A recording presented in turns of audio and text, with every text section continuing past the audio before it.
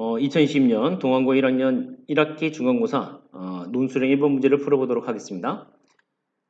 당시 px가 3차식이라고 되어 있고요. 그 다음에 주어진 식처럼 2px 더하기 1은 x-1로 나눠 떨어지고요. 4-px를 x제곱 마이너스 4로 나눠 떨어진다라고 되어 있습니다. 이랬을 때 p3의 값을 구하고 풀이 과정을 서술하세요 라고 되어 있죠. 그쵸?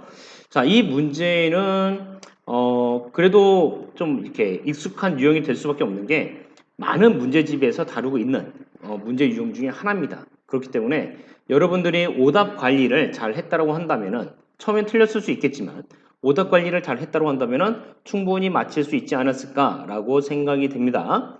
자, 그럼에도 불구하고 조금은 쉬운 문제는 아니다 라고 얘기할 수 있을 것 같아요. 이 문제에서는 이렇게 이제 저는 다루고 있는데 처음에 EPX 문제 써볼까요?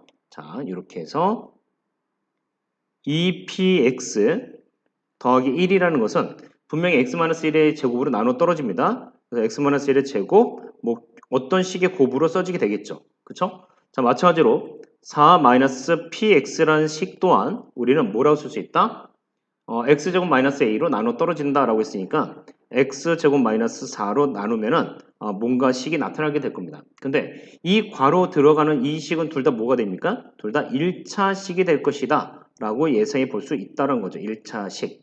그치? 자, 그렇기 때문에 이 1차 식 정도는 그냥 뭐 이렇게 찾아주자 라는 생각을 가져도 괜찮을 것 같아요. 그래서 위에 있는 식에다가는 대략적으로 어떻게 갈 것이냐, 위에 있는 식에다가는 최고차의 개수에다가 분명히 2가 곱해져 있는 형태죠. px에 2가 곱해져 있으니까 최고차에다가 2가 곱해져 있습니다. 따라서 여기다가는 뭐 ax, eax 더하기 b라고 쓸 것이고요. 그 다음에 밑에 식에다가는 px의 최고차의 개수에다가 마이너스가 곱해진 거기 때문에 이번에는 여기다가 마이너스 ax 더하기 c다 라는 형태로 써주겠습니다.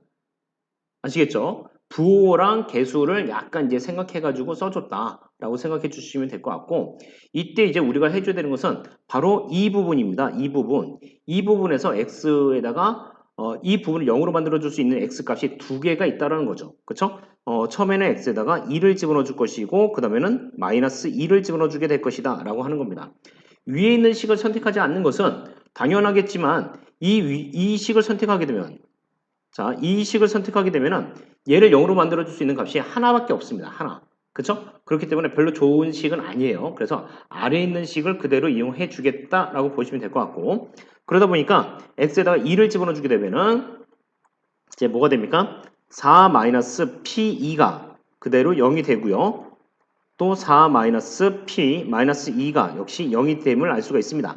그러면은 다시 p2는 4가 되고 이제 p-2가 4가 됨을 알 수가 있다는 거죠. 이제 그것을 갖고서 아까 얘기했었던 이 위에 있는 식에다가 그대로 적용시키겠다. 이 위에 있는 식에다가 다시 대입을 시킬 것이다 라고 하는 겁니다.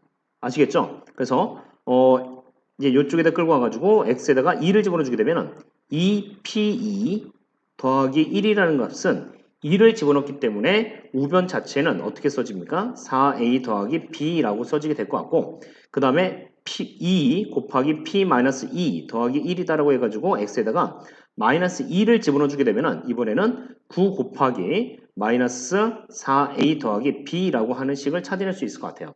그러니까 이것도 살짝 정리를 해보자면 이렇게 써지겠네. 4a 더하기 b라는 것은 p2의 값이 4였으니까 전체적으로 9라는 함수값을 갖게 되는 것이고, 자, 아래 있는 식 같은 경우는 전개해가지고 마이너스 4, 9, 36 a 더하기 9b가 만들어지는데 역시 얘가 뭐가 됩니까? 전체적으로 9가 되죠. 그러다 보니까 이 식을 다시 한번 약분이 가능하겠네. 약분을 해줘가지고 마이너스 4a 더하기 b는 1이다 라고 써주는 게 가능할 것 같습니다.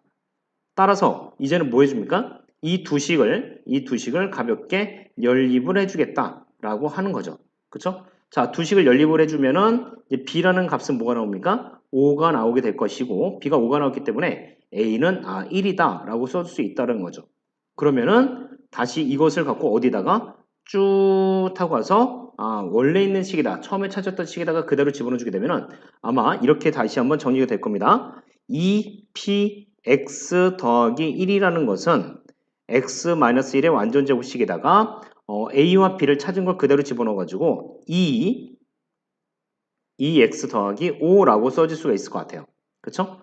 그렇다면 문제에서 얘기한 것처럼 P3의 값을 찾으라고 했으니까 x에다가 가볍게 3을 집어넣어 주겠죠? 그러면 2 곱하기 P3 더하기 1이라는 것은 계산해 주게 되면 3을 집어넣어서 계산해 주게 되면 4 곱하기 얼마가 나와요? 11이 나오게 될 겁니다. 그렇죠? 그래서 얘가 44가 될 것이기 때문에 결국 P3이라는 값을 찾아보자 라고 한다면은 2분의 뭐가 됩니까? 43이 될 것이다 라고 볼 수가 있겠죠. 그쵸?